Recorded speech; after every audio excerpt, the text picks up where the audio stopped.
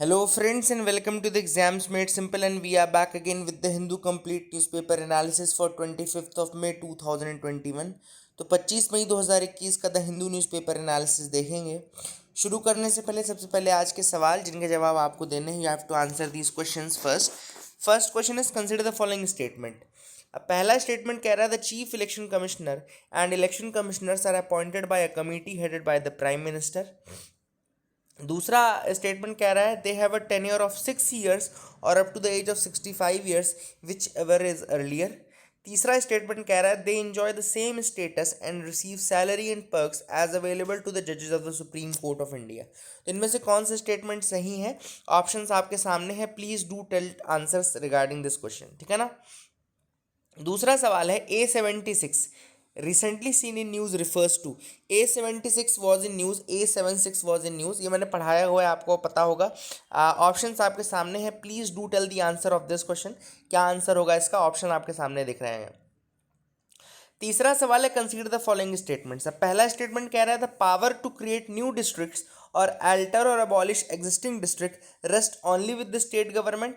दूसरा स्टेटमेंट कह रहा है the home ministry comes in to picture only when a state wants to change the name of a district और a railway station.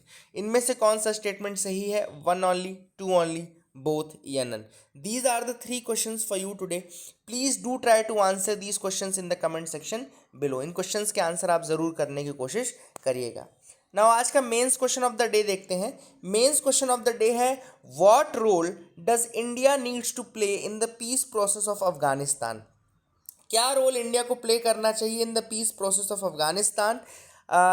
Y is Afghanistan relevant for India? Now this a very important international relations question, बहुत ज़्यादा important question है ये।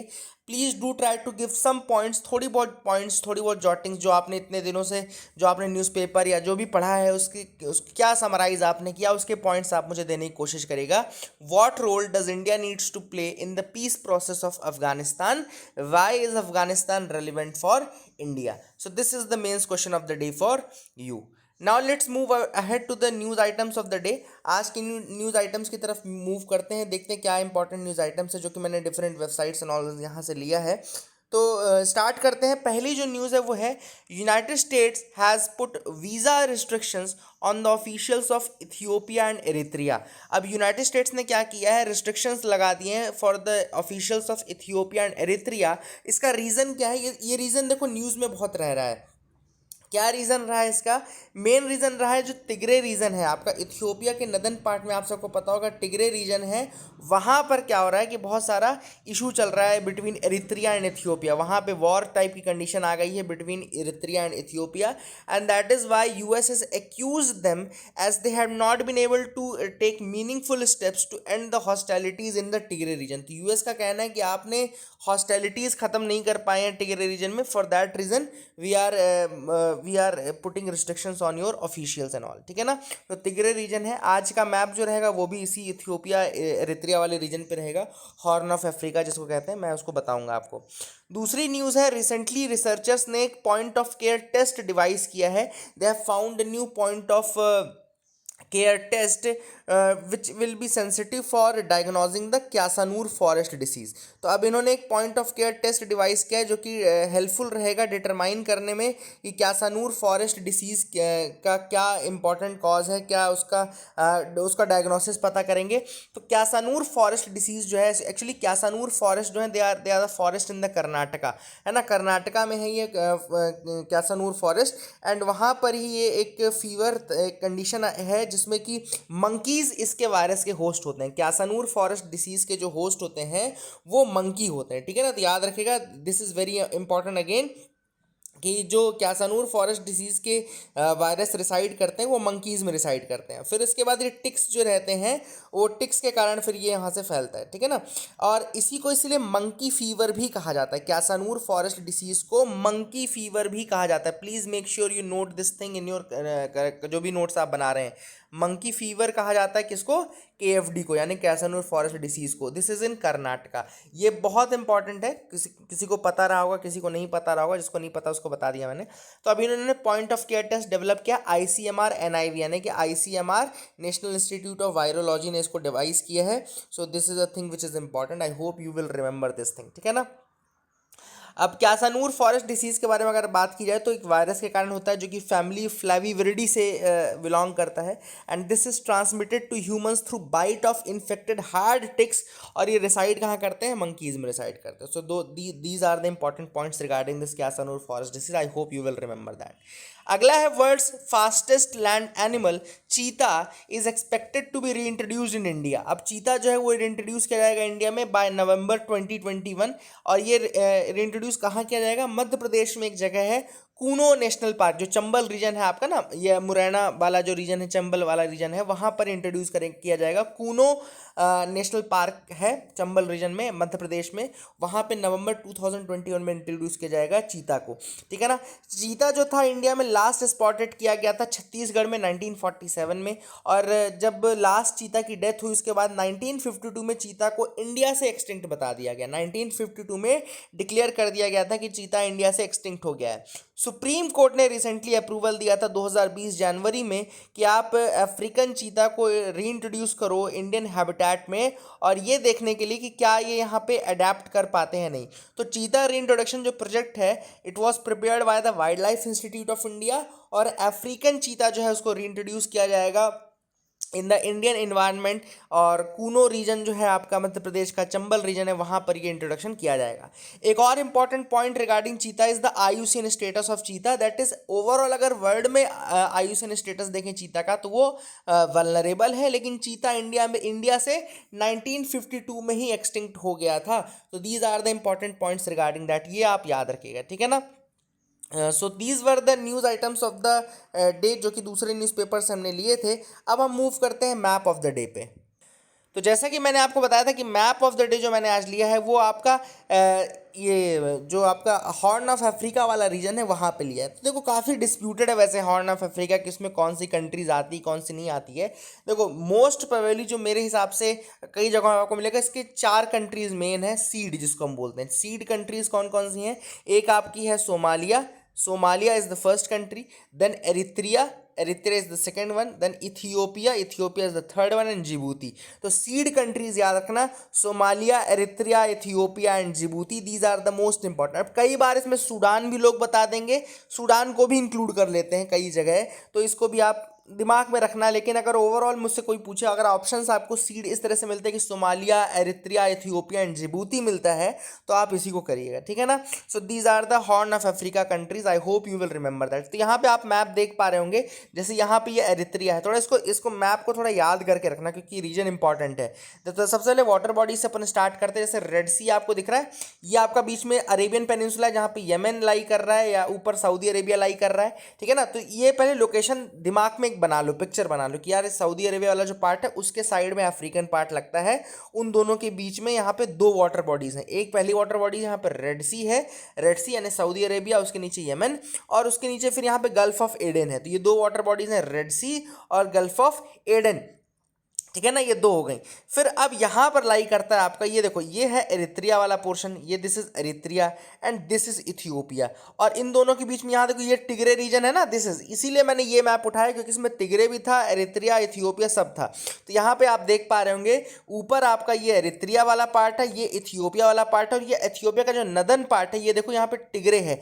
अम्हारा जो reason है, ये एक location है और याद रखना अम्हारा, ये काफ़ी इंपॉर्टेंट है, और अम्हारा में ही वायलेंस भी हुआ था काफ़ी ज़्यादा, इसलिए भी इंपॉर्टेंट है अम्हारा, तो इसको याद रखेगा. और यहाँ पे एक इंपॉर्टेंट लेक लाई करते हैं, देखो यहाँ पे एक इंपॉर्टेंट लेक भी लाई करते हैं, तो लेक ताना बोलते हैं. लेक ताना वेरी फेमस लेक है, जो कि बहुत फेमस यहाँ पे अफ्रीकन कॉन्टिनेंट की बहुत फेमस लेक है लेक ताना. ठीक है. तो इसको याद रखेगा. और ठीक है. तो यहाँ पे ये देखिए, और एक और इंपॉर्टेंट चीज़ है कि लेक ताना यहाँ पे ब्लू नाइल आपको दिख रही होगी, ब्लू नाइल और वाइट नाइल जब मिलती है तो आपकी नाइल रिवर बनती है. तो ये भी एक इंपॉर्टेंट चीज़ है कि ब्लू नाइल और वाइट नाइल जब मिलती है तब आपकी नाइल रिवर मिलती है. और यहाँ पर ये देखो लेक ताना पे जा करके सब कुछ यहाँ पे शुरू हो रहा है. ठीक है. तो I hope you will remember these things also कि ये लेक ताना से ब्लू नाइल स्टार्ट हुई यहाँ पे, और वाइट नाइल यहाँ से स्टार्ट हुई, और यहाँ पे जब दोनों मिलती हैं सूडान वाले रीजन में तो वहाँ पे वो नाइल रिवर बनाती हैं. ठीक है ना. तो white Nile and blue Nile आपको देखी, लेक ताना आपको देखी, टिग्रे रीजन के नीचे आप आपको यहाँ पे अम्हारा दिखा, एक इंपॉर्टेंट एरित्रिया दिखा, इथियोपिया दिखा, जिबूती, ये छोटा सा जिबूती दिख रहा होगा, एंड यहाँ पर आपका सोमालिया दिख रहा होगा। These are the 4 countries under the horn of Africa. SEED इसका कोड है, आप इसको याद रख सकते हैं, ठीक है ना। आई hope you got the map. अब आगे हम मूव करते हैं, एडिटोरियल पार्ट पे आते हैं फ्रेंड्स आज के। तो आज का जो पहला एडिटोरियल हम डिस्कस करेंगे वो डिस्कस करेंगे रिगार्डिंग द अफगानिस्तान। अब अफगानिस्तान से यहाँ पे क्या है कि सितंबर तक एग्जिट करने की बात यूएस प्रेसिडेंट जो बाइडेन ने कही है। अब जो बाइडेन जी चाहते हैं कि जल्दी से जल्दी वहाँ से एग्जिट करके अपना वहाँ पे पल्ला छुड़ाया जाए, है ना। 20 सालों से लगभग वहाँ पे युद्ध चल रहा था, डेमोक्रेसी लाएंगे डेमोक्रेसी लाएंगे, लेकिन वो सफल तो नहीं हो पाया, वहाँ से भागने की जरूर उनको लग गई। तो Joe Biden has now decided that, तो अब जो बाइडेन ने डिसाइड किया है, तो कितने फ्रेजाइल इन्वायरमेंट में अफगानिस्तान को छोड़ के जाएंगे, these are the important challenges now. सबसे पहले तो आपने देखो क्या कहाँ कहाँ गलती की, आप इसको नोट भी कर सकते हैं। यूएसए की गलती कहाँ कहाँ पे हुई। सबसे पहली जो यूएसए की गलती हुई वो ये हुई कि उन्होंने good terrorism versus bad terrorism define करना शुरू कर दिया। Good terrorism versus bad terrorism जब उन्होंने डिफाइन करना शुरू किया तो it gave a way to many of the terrorist getting the escape route. तो बहुत सारे टेररिस्ट थे जिनको स्केप रूट मिल गया कि वो गुड टेररिस्ट में आ गए, गुड टेररिज्म में आ गए। दूसरी चीज उनकी सबसे बड़ी गलती ये थी कि तालिबान से जो वो पीस टॉक्स करने लगे, तालिबान से पीस टॉक्स करने लगे, और तालिबान ने तो उनकी बहुत कम बातें मानी, लेकिन इन्होंने तालिबान की बहुत ज़्यादा बातें मानी, जैसे कि तालिबान के प्रिजनर्स को छोड़ने की बात, ये सारी चीज़ें इन्होंने एग्री कर गए। तो ये जो दोहा टॉक्स हुए थे, इसको इवेंट को भी याद रख लेना, नोट कर लेना। दोहा टॉक्स में बेसिकली एक्चुअली एक एग्रीमेंट हुआ था between the USA and Taliban, and that actually hurt a lot. वो काफ़ी ज़्यादा नुकसानदायक साबित हो रहा है। आगे अगर हम देखें और क्या चीज़ें हैं जो कि इंपॉर्टेंट है, तो यूएसए ने छोड़ तो दिया, जाने की बात तो कर दी, लेकिन कोई वहाँ पे कोई पीस डील अभी वहाँ के लिए नहीं है। मतलब बिना किसी डील के ही अब वहाँ से छोड़ के अगर आएंगे तो ये बहुत ही ज़्यादा वल्नरेबल कंडीशन में अफगानिस्तान को छोड़ देगा। और अफगानिस्तान जो है, जो वहाँ पे जो वहाँ की कहना चाहिए जो वहाँ की गवर्नमेंट है, वो उस चीज़ से किस तरीके से बाहर निकल पाएगी या कुछ कर भी पाएगी कि नहीं, सो this will be a big question. अगला जो ऑथर ने उठाया है वो पाकिस्तान का इमरजेंस उठाया। ऑथर ने कहा कि पाकिस्तान जो है वो काफ़ी इंपॉर्टेंट एक कड़ी है इस चीज़ में। इनफैक्ट यूएसए जो था, यूएसए को जितना भी सपोर्ट मिल रहा था in the Afghanistan peace process, वो पाकिस्तान से ही मिल रहा था, और इसीलिए पाकिस्तान ने काफ़ी ज़्यादा मिसयूज़ भी किया है यूएस की पावर्स का, है ना, because it made US a geopolitical pawn, है ना। पाकिस्तान ने यूएस को जियोपॉलिटिकल पॉन की तरह यूज़ किया है, and they have smartly mobilize this factor against India as well. तो उन्होंने काफ़ी ज़्यादा स्मार्टली इसको इंडिया के अगेंस्ट भी यूज़ किया हुआ है। तो these are the things which were there importantly for Pakistan. और पाकिस्तान जो है बेसिकली वो तालिबान से बहुत क्लोज है। So this is again a important thing जो कि आपको इस एंगल में पता होनी चाहिए कि पाकिस्तान जो है वो तालिबान से ज़्यादा क्लोज है, और वहाँ की जो इलेक्टेड अफगानिस्तान गवर्नमेंट है उससे इतनी क्लोज नहीं है। So that will give much more power to the Talibanis. Taliban को लगता है कि हाँ पाकिस्तान तो उनके सपोर्ट में, तो उनको और ज़्यादा पावरफुल फील होंगे, उनको ज़्यादा पावर उनको रहेगी, ठीक है ना। आगे अगर हम देखें यहाँ पे तो जो इंडिया का इंस्टेंस मैं आपको थोड़ा बता दूं, इंडिया का इंस्टेंस हमेशा से ये रहा है कि जो वहाँ की अफगानिस्तान की गवर्नमेंट है, घनी लेड गवर्नमेंट जो है, अशरफ घनी की जो गवर्नमेंट है, Afghan led, Afghan owned and Afghan controlled peace process की बात करते हैं अफगानिस्तान के लिए इंडिया। इंडिया बोलता है कि भैया वहाँ पे अफगान लेड बात होनी चाहिए, अफगान ओन्ड बात होनी चाहिए, एंड अफगान कंट्रोल्ड बात होनी चाहिए, ठीक है ना। And new Delhi rightly fears a Taliban dominated regime in Kabul might allow Pakistan to dictate Afghanistan's India policy।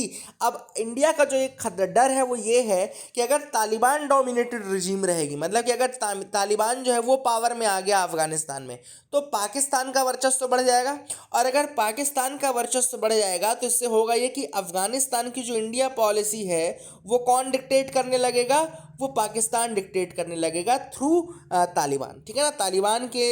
Taliban की मदद से पाकिस्तान जो है वो डिक्टेट करने लगेगा जो भी इंडिया का रिलेशन अफगानिस्तान से, अफगानिस्तान जो भी रिलेशनशिप रखना चाहता है इंडिया से, वो सारा डिक्टेट होने लगेगा through Pakistan and through Taliban. And वो इंडिया नहीं चाहता है, क्योंकि इंडिया का रिलेशन हमेशा से तालिबान से ख़राब रहा है। क्यों? क्योंकि इंडिया हमेशा से जितने भी टेरर ग्रुप्स रहे हैं उनसे दूर ही रह करके हमने बात की है, एंड हम कभी भी उनको फेवर नहीं करते। हमने कभी भी डिस्टिंग्विश नहीं किया है कि गुड टेररिज्म बैड टेररिज्म में, है ना। तो terrorist is a terrorist for us, है ना। So that is the thing.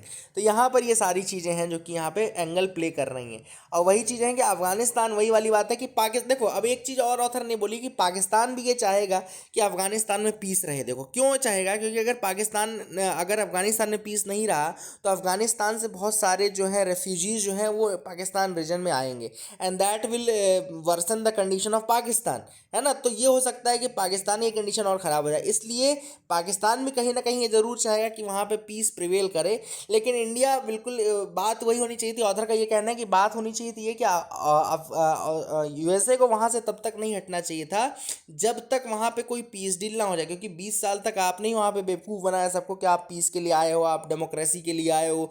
आपने उनको पहले तो अटैक किया, आपने उनको हथियार दिए, सारी चीज़ें की, उसके बाद अब आप बोल रहे हो कि हम भैया जा रहे हैं। तो दैट शुड नॉट हैपन, है ना। इंडिया का भी रोल जो है वो थोड़ा इंपॉर्टेंट होना चाहिए, क्योंकि ultimately it's a neighbouring country, ultimately it's important and it can be a potential market in the future. India का रिलेशन अफगानिस्तान से होना ज़रूरी है, क्योंकि जियो स्ट्रेटेजिक कंडीशन भी काफ़ी ज़्यादा इंपॉर्टेंट है, एंड इसलिए हमको भी अपना रोल इंक्रीज़ करना चाहिए और डेमोक्रेटिक वेज को वहाँ पे प्रिवेल करवाना चाहिए, ठीक है ना। So these are the things which are important. I hope you got clarity regarding this article. दूसरा आर्टिकल जो है वो है expanding the scope of POCSO. अब यहाँ पे बात चल रही है पॉक्सो की, यानी protection of children from sexual offences act की बात चल रही है। अब पॉक्सो एक्ट जो है वो जब इंट्रोड्यूस किया गया था 2012 में, आई थिंक इंट्रोड्यूस किया गया था। अब इसके बाद से देखो हुआ क्या, ऑथर ने कहा कि ये पॉक्सो के अंदर भी अभी बहुत सारी कमियां हैं जिसको कि दूर करने की ज़रूरत है। सबसे पहली बात है the inability of POCSO to deal with the historical cases. Author का ये कहना है कि पॉक्सो एक्ट में इनएबिलिटी है to deal with the historical cases, and मतलब कि 2012 के पहले के जो केसेस हैं उनसे डील करना काफ़ी ज़्यादा मुश्किल है in the present state of the POCSO. UN convention on right of the child को अगर आप पूरा इंडिया में प्रिवेल करवाना चाहते हो तो इसके लिए India must revise the legal and procedural methods to deal with historical child abuse cases. तो हिस्टोरिकल जो चाइल्ड सेक्सुअल अब्यूज़ केसेस हैं उनको जब तक आप डील नहीं करेंगे तब तक आप UN convention on the rights of the child को पूरी तरीके से अक्षरशः पालन उसका नहीं कर रहे होंगे। तो ऑथर ने क्या बोला है, ऑथर ने ये कहा है कि आप सबसे पहले तो क्या करो, जो इंडिया का क्रिमिनल जस्टिस सिस्टम है उसमें कुछ ड्रॉबैक्स ये कि जो हिस्टोरिकल केसेस है उनसे हम डील नहीं कर पाते हैं, है ना। और कई बार ऐसा होता है कि कई बार ऐसा होता है जैसे कि बहुत सारे केसेस हैं जो चाइल्ड सेक्सुअल अब्यूज़ के, वो रिपोर्ट लेट होते हैं। अब रिपोर्ट लेट होने का कारण क्या होता है, रिपोर्ट लेट होने का कारण सबसे पहले तो एक स्टिग्मा होता है, भैया ऑब्वियस सी बात है, it's a stigma attach to that, है ना। किसी के साथ सेक्सुअल ऑफेंस हुआ है, सेक्सुअल अब्यूज़ हुआ है, so many people start stigmatising that thing. दूसरा जो इसका रीज़न होता है, कई बार फैमिली में ही कई लोग ऐसे होते हैं which who are involve in such heinous acts, ऐसे हीनस क्राइम्स में फैमिली के लोग इन्वॉल्व रहते हैं, एंड फॉर दैट रीज़न कई लोग they find it very difficult to expose that thing then and there, and काफ़ी टाइम लग जाता है इस कारण से, ऐसा है ना। So that is the reason for the delay. कई बार ये कारण है जिस कारण से ये डिले होते हैं cases, and sometimes they find it very difficult to report the offense because it is very difficult to prove that something like this happened. कई बार आप इस तरह से प्रूफ नहीं दे पाते हो कि ऐसा कुछ हुआ है, तो कई बार इसमें पुलिस भी रिपोर्टिंग करने में या इन सब चीज़ों को रिपोर्ट करने में उसमें कतराती है। Then there is the fear of public humiliation. यहाँ पे आप देख सकते हैं there is the fear of public humiliation and absence of a trustworthy confident. तो there is the absence of trustworthy confident and fear of public humiliation, these are reasons why the cases get delayed. अब देखो ये सारे genuine reasons है, cases delay के genuine reasons है, but case delay होने के कारण उस केस को आप ट्रीट ना करो अंडर द पॉक्सो एक्ट, तो फिर इस पॉक्सो एक्ट का कोई मतलब नहीं रह जाता है, ठीक है ना। सो इसीलिए ऑथर ने यहाँ पे जो सजेशन दिया है वो ये दिया है कि you need to change this act, and now first thing what you should do is that you should मतलब कि स्टार्ट यूजिंग इट मतलब रिट्रोस्पेक्टिवली। ऑथर का सजेशन ये है कि सबसे पहले आपको क्लैरिफिकेशन ही देना कि अगर डिले हो जाए केस का तो वो भी देख सके, जैसे कि अभी तक ये 2012 के पहले के सेक्सुअल अब्यूज के केसेस नहीं देख सकता, but it should be able to see that also कि 2012 से पहले अगर कोई सेक्सुअल अब्यूज का केस हो तो उसको भी देखा जाए। हाँ ये ज़रूर बात है कि इसमें डिफिकल्ट होगा प्रूफ करना, डिफिकल्ट होगा एविडेंस गैदर करना, but at least there should be a way to expose such people. There should be a way to make that people accountable, that person accountable. तो ये ऑथर का ऐसा कहना है, ठीक है ना। ऑथर ने दूसरा है सेक्शन बताया, सेक्शन 354 है जो कि CRPC का, उसमें भी है कि अगर 3 साल बीत जाते हैं तो 354 जो सेक्शन है उसको आप दोबारा क्लेम नहीं कर सकते इन द CRPC। तो ऑथर ने कहता है कि कुछ ऐसे लॉज हैं इंडिया के क्रिमिनल जस्टिस सिस्टम में जो कि एक रिट्रोस्पेक्टिव उसमें नहीं रहते हैं, जिसमें एक टाइम पीरियड अटैच रहता है, और ऐसे में कई बार जो डिले जेन्युइन कारण से भी हो रहा है तो उस कारण से लोग फिर अपने केसेस को नहीं बता पाते, ठीक है ना। So these are the things which are important in this article. I hope you are clarity regarding the same, आपको समझ में आ गया होगा। आगे मूव करते हैं। Islander seek withdrawal of land norms in Lakshadweep. अब लक्षद्वीप में जो लैंड नॉर्म्स रिसेंटली चेंजेस किए गए थे उसको वहाँ के जो आइलैंड के जो लोग हैं उसको रिवर्स करवाना चाहते हैं। सबसे पहली बात देखो हुआ क्या था, अभी रिसेंटली चेंज क्या किया गया था कि एक क्रिएशन किया गया था लक्षद्वीप डेवलपमेंट अथॉरिटी का। लक्षद्वीप डेवलपमेंट अथॉरिटी जो रहेगी इसके पास एक्सटेंसिव पावर्स रहेगी, including eviction of the land owners. जो लैंड ओनर्स को वहाँ से एविक्ट भी कर सकती है, हटा भी सकती है। तो सबसे पहली बात तो ऑथर जो वहाँ के लैंड आइलैंडर्स हैं वो सबसे पहले तो इसी लैंड डेवलपमेंट अथॉरिटी का अगेंस्ट है, लक्षद्वीप लैंड डेवलपमेंट अथॉरिटी का अगेंस्ट है, क्योंकि भाई अगर उनके राइट्स को आप छीनोगे, उनके लैंड के राइट्स को आप छीनोगे, so that they will not tolerate that thing. तो पहला तो ये हो गया। दूसरा ये कि regulation empowers the government identified as the administrator. अब जो वहाँ पे एडमिनिस्ट्रेटर है उसी को गवर्नमेंट माना जाएगा, and he can constitute the planning and development authorities to plan the development of any area. तो लक्षद्वीप के किसी भी एरिया का डेवलपमेंट करने के लिए प्लानिंग एंड डेवलपमेंट अथॉरिटी को कॉन्स्टिट्यूट कर सकता है वो एडमिनिस्ट्रेटर जो भी रहेगा। अगर उसको लगता है कि लेआउट बैड है या ऑब्सोलीट डेवलपमेंट है तो वो डेवलपमेंट के लिए कॉन्स्टिट्यूट कर सकता है। नाउ यहाँ पर ऑथर ने जो आइलैंडर्स उनको इशू ये है कि जो इन्वायरमेंट है लक्षद्वीप का काफ़ी फ्रजाइल इन्वायरमेंट है, और ऐसे फ्रजाइल इन्वायरमेंट में अगर आप डेवलपमेंट की बात करोगे और ये सब चीज़ें क्रिएट करने की बात करोगे so this will be very bad for the ecology, this will be bad for the fragile ecologically fragile region. तो इस कारण से यहाँ पे आइलैंडर्स जो है इसका अपोज कर रहे हैं, डेवलपमेंट प्लानिंग इन सब चीज़ों का अपोज कर रहे हैं, ठीक है ना। तो I hope you got clarity regarding this thing, आपको समझ में आ गया होगा, and I hope you got clarity regarding that as well. आगे मूव करते हैं, देखते हैं क्या इंपॉर्टेंट न्यूज आइटम्स है। Record food grain exports amid hunger. अब यहाँ पर एक इंपॉर्टेंट रिपोर्ट आ रही है राइट टू फूड कैंपेन की। राइट टू फूड कैंपेन का ये कहना है कि इस बार कोविड-19 के दौरान जो गवर्नमेंट ने एक्सपोर्ट किया है वो रिकॉर्ड एक्सपोर्ट किया है। This shows the apathy of the government, this shows the apathy of the government, क्योंकि ऐसे में अगर आप चाहते तो इसी फूड ग्रेन का जो आपने एक्सपोर्ट किया उसका यूज़ कर सकते थे अपने ही लोगों को खाना देने के लिए। यहाँ पे कितने लोग हंगर से परेशान थे। जो राइट टू फूड कैंपेन है 2001 में स्टार्ट हुआ था राइट टू फूड कैंपेन, ये भी याद रखिएगा कि 2001 में right to food campaign start हुआ था, और इसने काफ़ी एडवोकेशन किया है for the universalization of the PDS. इन्होंने खुद कहा है कि 6 महीने के लिए आप यूनिवर्सलाइजेशन ऑफ द पीडीएस कर सकते थे। You could have universalise the public distribution system, है ना, फॉर एटलीस्ट 6 मंथ, कम से कम 6 महीने के लिए तो आप कर ही सकते थे जब तक कोविड और इसका लॉकडाउन इम्पैक्ट था, लेकिन आपने ऐसा नहीं किया। Instead what you preferred is that you preferred exports, and record export किया है in this time of the COVID-19. So that is something very unfortunate. This is what the author is saying. So this is very unfortunate for that part. आगे move करते हैं। FDI flows crossed $81 billion in financial year 21। तो यहाँ पे foreign direct investment जो है of India it grew 10% in 2021 to touch a record $81.72 billion, ठीक है ना। तो $81.72 बिलियन हो गया है, 10% की ग्रोथ हुई है। अब यहाँ पे कई फैक्ट्स हैं जो कि प्रीलिम्स के लिए इंपॉर्टेंट है, पूछता भी है यूपीएससी। सबसे पहले सबसे अधिक कहाँ से आया, सबसे अधिक एफडीआई जो आया है वो सिंगापुर से आया है, याद रखिएगा सिंगापुर से सबसे ज़्यादा आया है।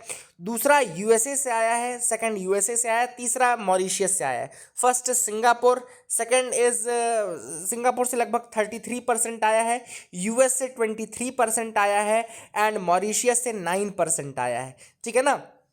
ये दिखाता है कि कितना मनी लॉन्ड्रिंग भी किया गया होगा, है ना, क्योंकि मॉरिशस से आने का इतना कोई सवाल नहीं उठता, और सिंगापुर और मॉरिशस से इतना आ रहा है, इसका मतलब है कि मनी लॉन्ड्रिंग काफ़ी ज़्यादा की गई है। तो यहाँ सबसे ज़्यादा सिंगापुर से 33%, यूएसए से 23% एंड मॉरिशस से 9%।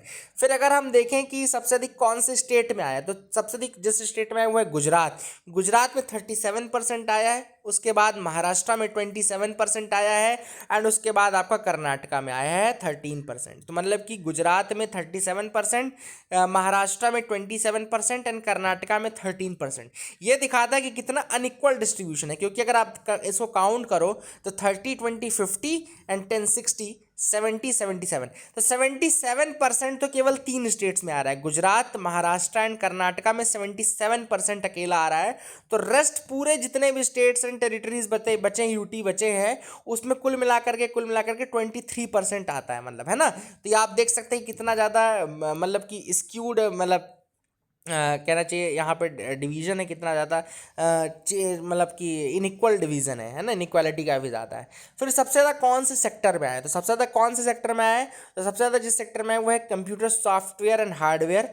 ये टॉप सेक्टर था during 2021, computer software and hardware. उसके बाद जो था वो कंस्ट्रक्शन था, followed by the construction, computer software hardware का construction activities, then services sector, उसके बाद सर्विसेज सेक्टर। तो ये तीनों आपने आई होप लिख लिया होगा, इसको याद रख लेना, इसको याद कर लेना है ना, इसको लिखना जरूर है ना अपने पास, क्योंकि इसमें से क्वेश्चन आ सकता है। तो दैट इज इंपॉर्टेंट।